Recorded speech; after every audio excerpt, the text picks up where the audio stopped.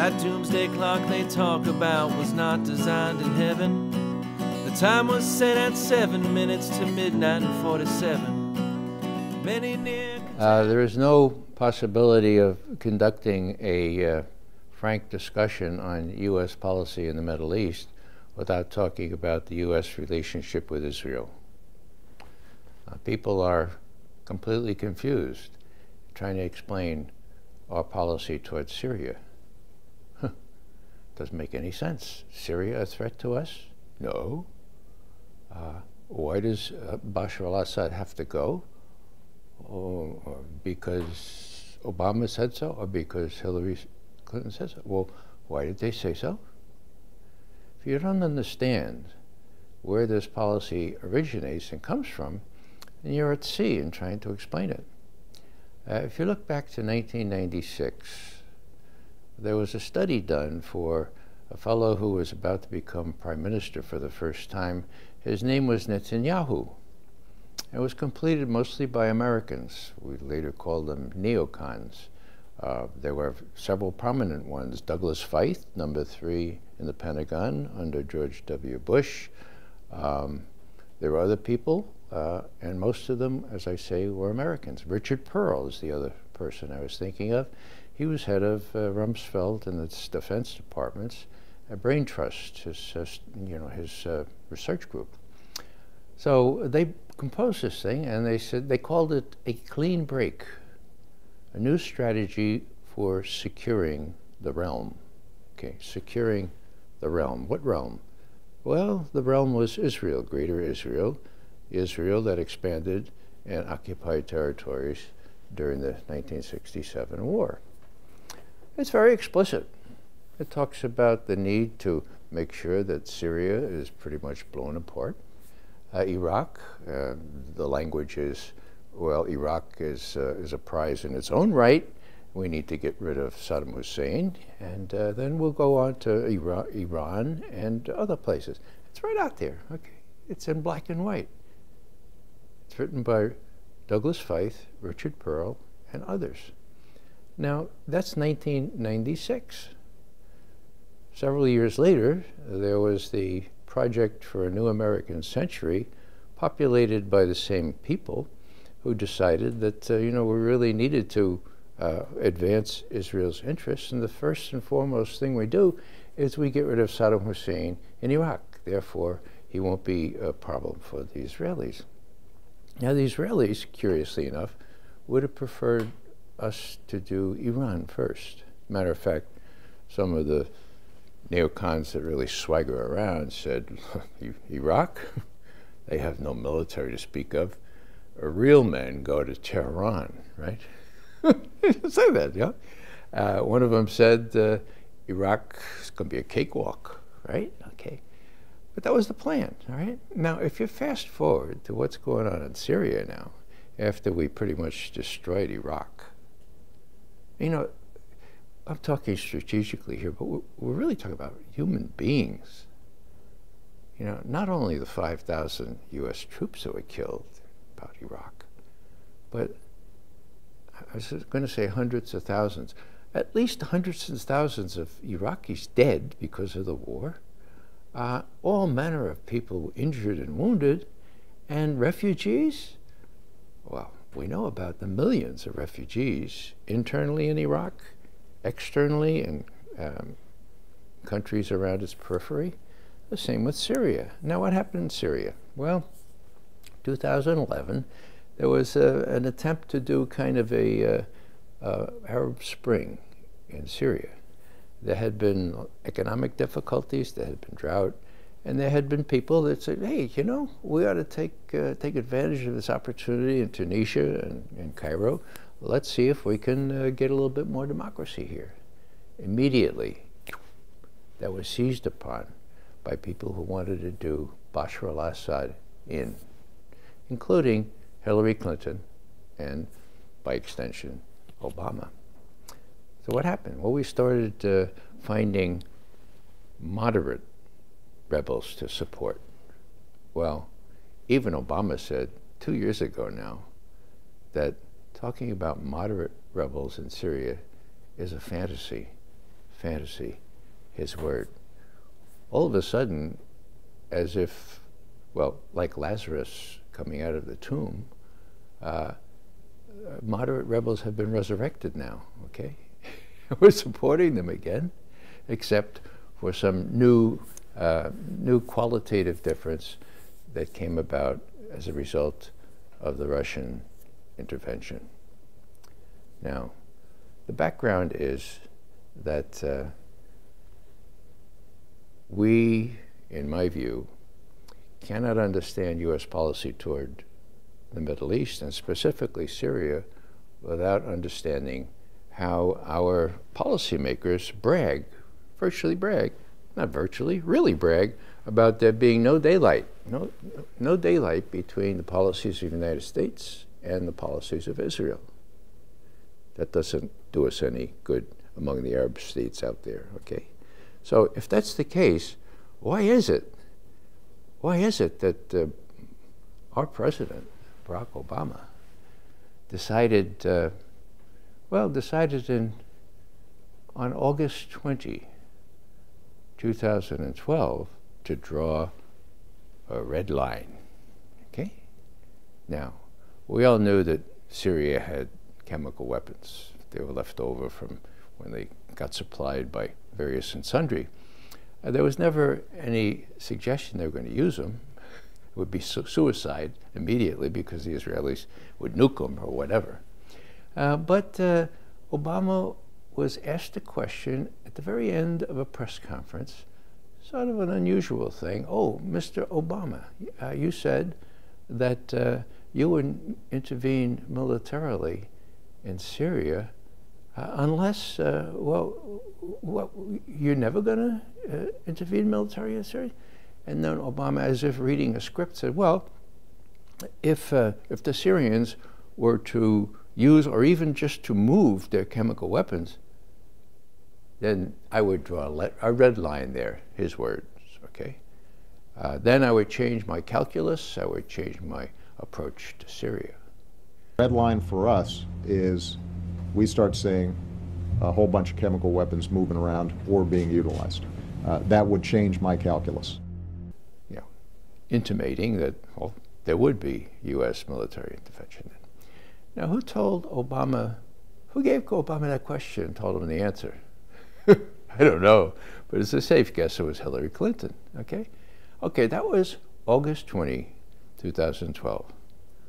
August 21st, 2013, virtually a year later, there's a chemical attack outside Damascus, a place called, what's it called? Ghouta. Several hundred people died. Immediately, John Kerry got up. Well, not immediately. He got up on the 30th of August and said, Bashar al-Assad's government did this, Bashar al-Assad's government did this, Bashar al-Assad's regime is guilty of this chemical attack. Therefore, we drew this red line. Mr. President's got to act. How many times did he blame it on Bashar al-Assad? 35 times. 35. You know, you don't have to be a Shakespearean scholar to remember, you know, methinks he doth protest too much. Now, that was the 30th of August. This is the most, well, it's the strangest set of circumstances I've ever seen, and I've been around here 53 years, okay? What happens next? Well, it was very clear. The president himself pretty much said, okay, this is it. Our forces are ready in the Eastern Mediterranean. The French have their fighter bombers ready on the tarmac. And he was going to give a speech in the Rose Garden around noon the next day. I'm out in front of the White House with several other people protesting, saying, hands off Syria, don't bomb Syria, no shock and war against Syria. And I get word from inside, he's not going to do it. He changed his mind. And I was the next speaker up, and I used the subjunctive in a way that I never used before. If this is true, this would be, I couldn't believe it. But he changed his mind, okay? Now, why did he change his mind? A couple of reasons. The intelligence colleagues, our former colleagues in the intelligence committee, wouldn't go along with what Kerry had to say. The evidence stunk. we knew that the Turks were facilitating precursor chemicals right into the parts of Syria where this chemical attack took place. We knew, and we learned from our colleagues, that it was much more likely that it was the rebels themselves who did it in a classic false flag attack to mousetrap Obama into an overt war against Syria. And he was about to be mousetrapped. So the intelligence community wouldn't go along with it. Now, what else? Well, General Dempsey, the chairman of the Joint Chiefs of Staff, he went to the president that night on the 30th of September 2013, said, Mr. President, I hear from my colleagues in London that sarin gas that was used against outside of Damascus is not the kind that's in Syrian government stocks. So you might want to be careful about starting a war based on what looks like mousetrapping. And the president changed his mind. That was big. Now, there's lots more to this story, which shows what kind of influence Israel has over our policy, because it didn't end there. So we're outside the White House, and we get word that the president has spoken. He had been delayed because we had been making such a din that he waited for a period of quiet, and he announced that, well, what he said was this. The chairman of the Joint Chiefs of Staff has told me that our forces are prepared. We have warships in the Eastern Med. The French are ready on the tarmac. We can strike Syria at any time. But he's also told me that we don't have to do it today or tomorrow or this week or this month.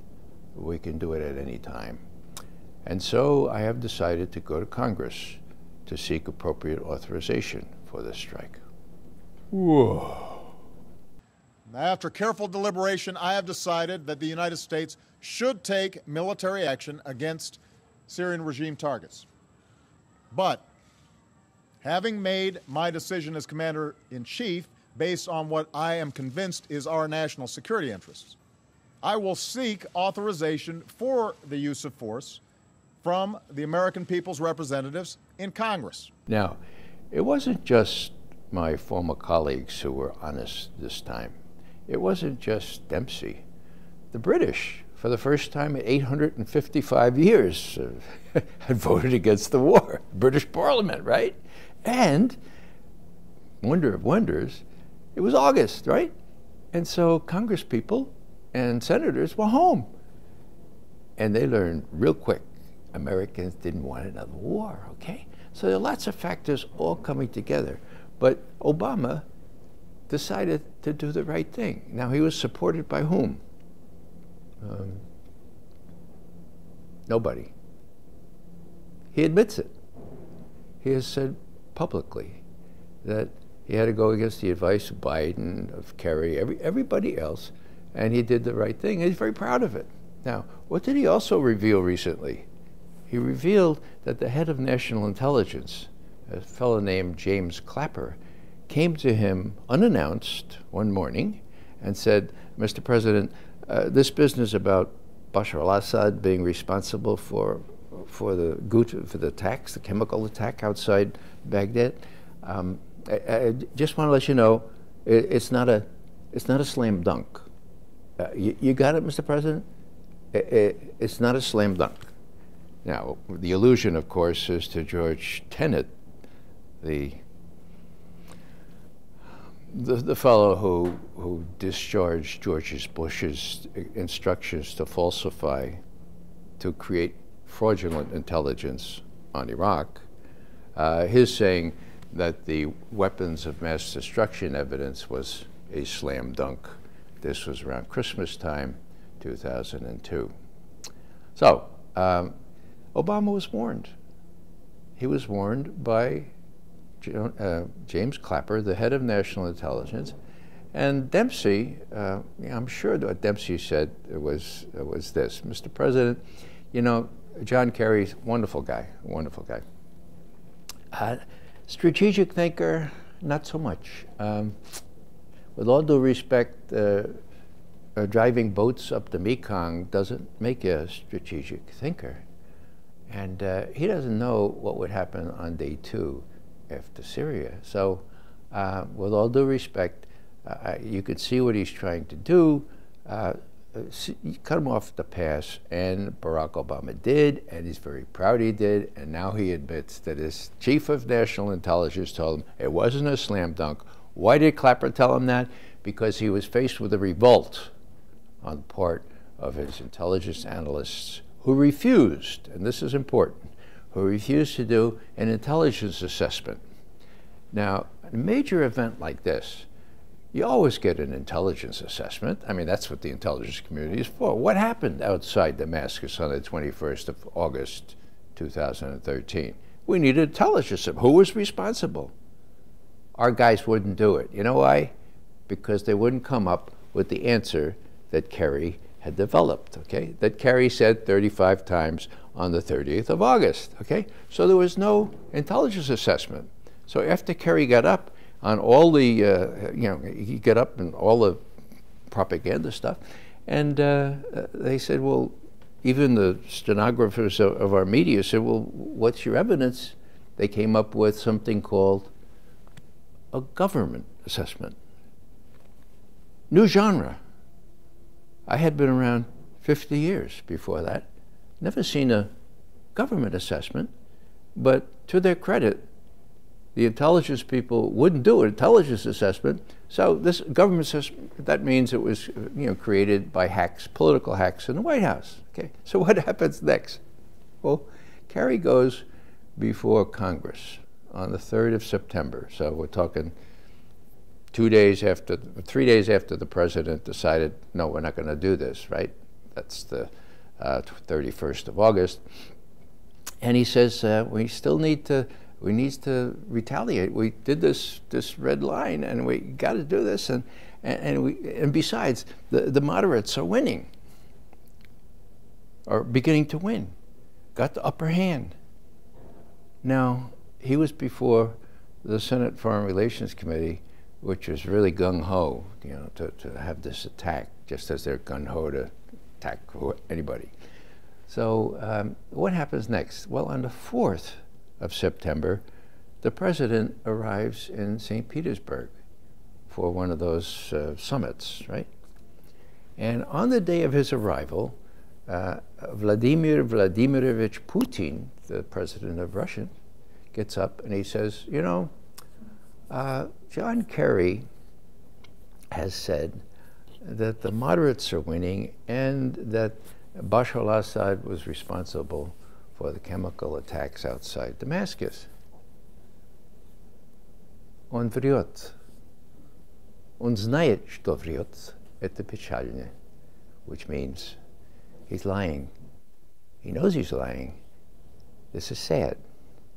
Now, up to that time, I had been watching Russian foreign policy and the statements of Russian leaders for half a century. Okay, I have never, even in days of Stalin, seen a Russian leader call the U.S. Secretary of State a liar.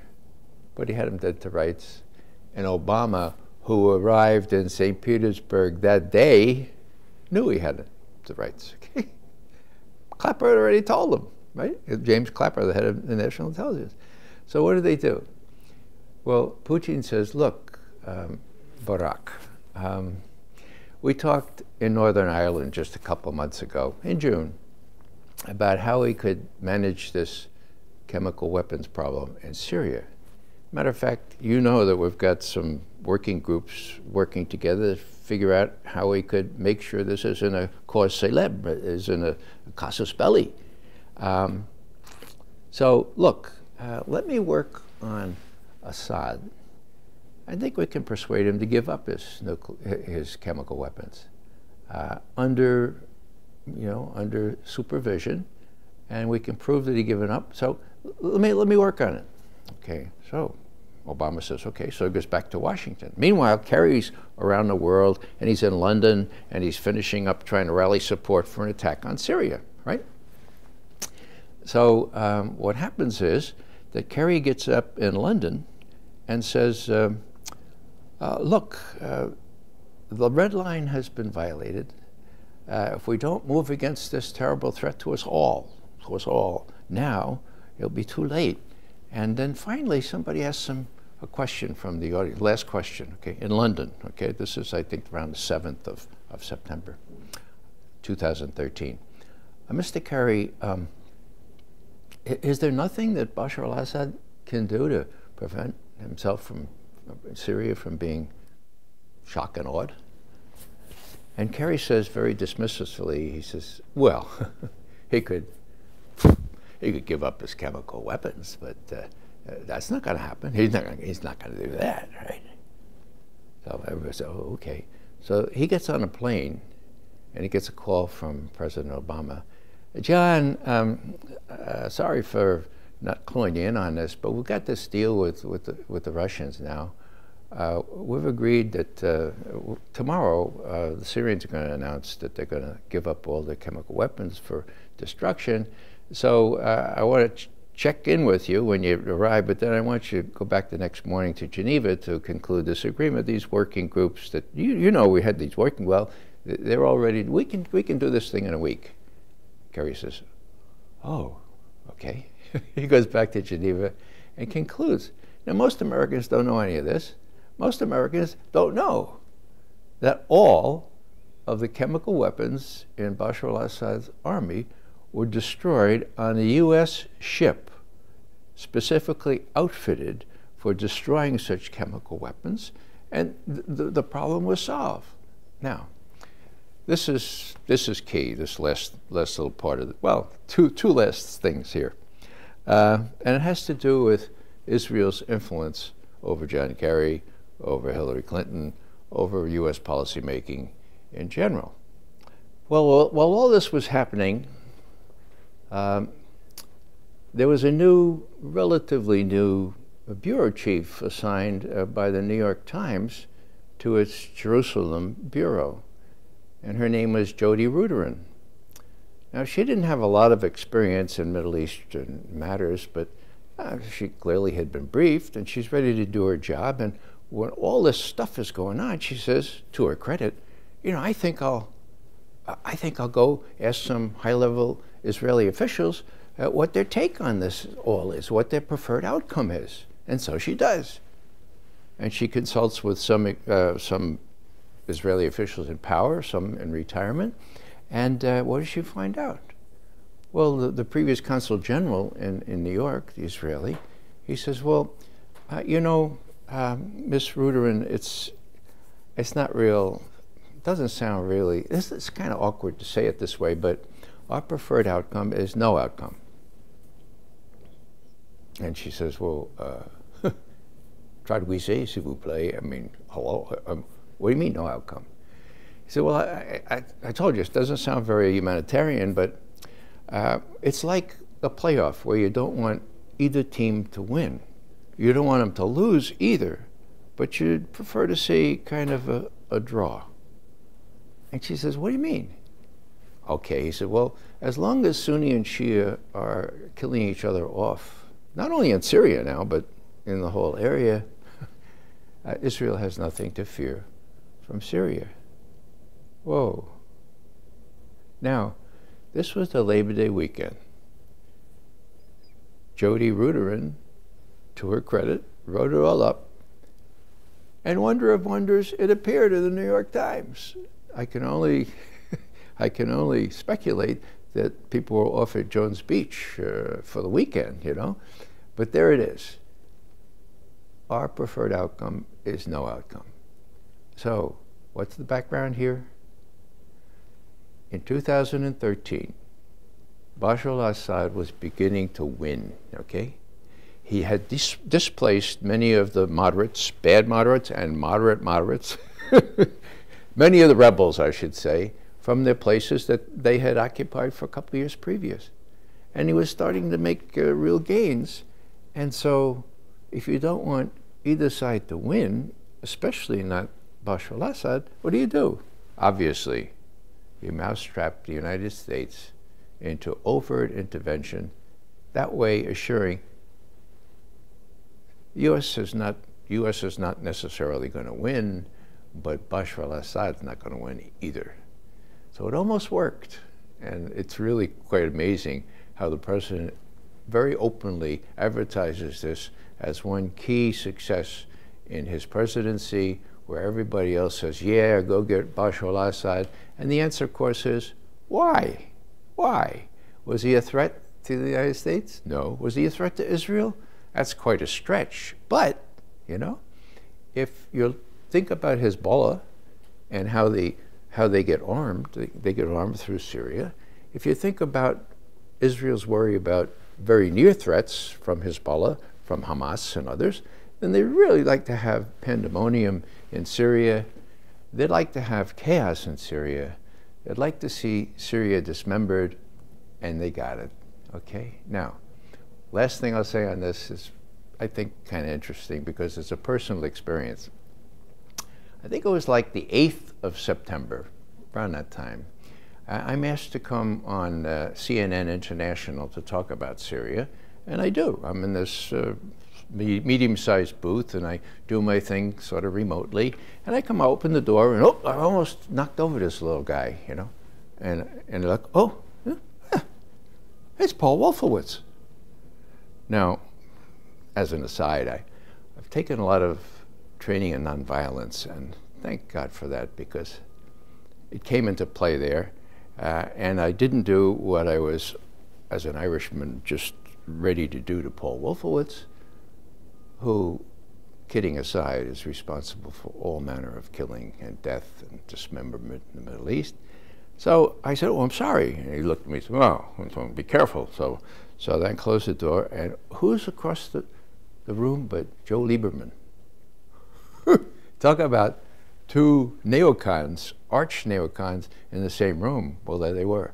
They were watching the boob tube there, some of the CNN pundits trying to make sense of how Obama chickened out on this, how he set this red line, and then nobody's ever going to believe us again. You know, it was really convincing. So I said, I'm going to hang around here and watch. Okay.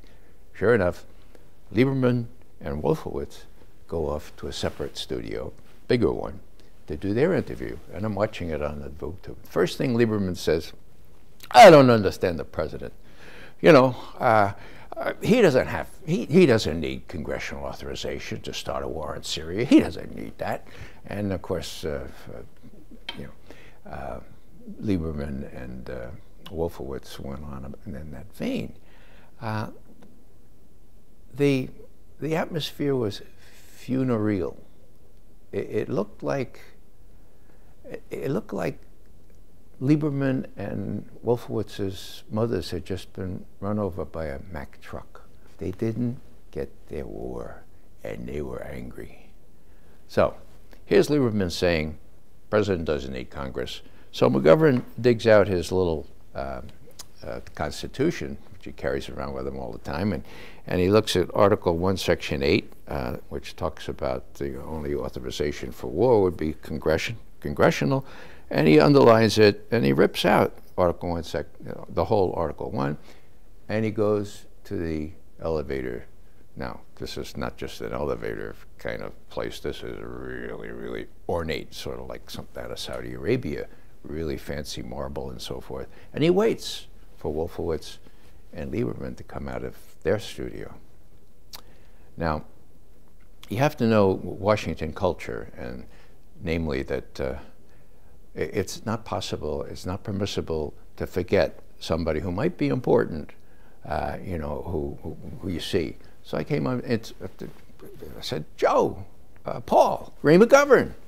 And they said, oh yeah, all right. So I shake Lieberman's hand, I was like, now, Joe, hold on for a second, Paul.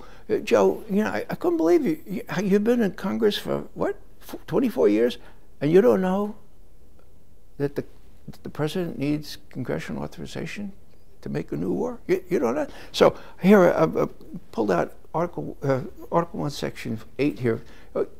Paul, wait a second. Take it home, read it, and think about it, okay? And maybe you want to correct that on CNN. And then Paul's slinking away. I said, what? And then all of a sudden, the 6-foot-tall, beautiful, beautiful escort for Paul and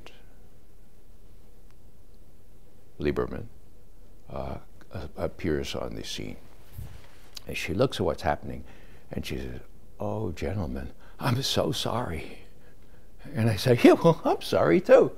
What do you like these clowns on your show? I mean, they don't know what's in the Constitution of the United States?"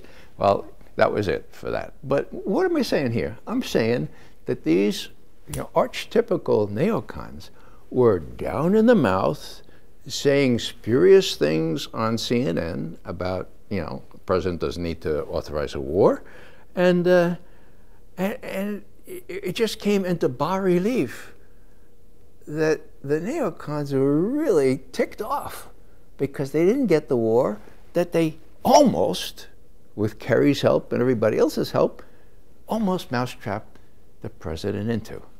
Now, you could see why the president is proud of having resisted that, because there were no plans for day two, and the president has already said in connection with Libya that that was a mistake. He'd like a do-over for Libya because no one planned for day two, and of course, who's supposed to be planning for day two?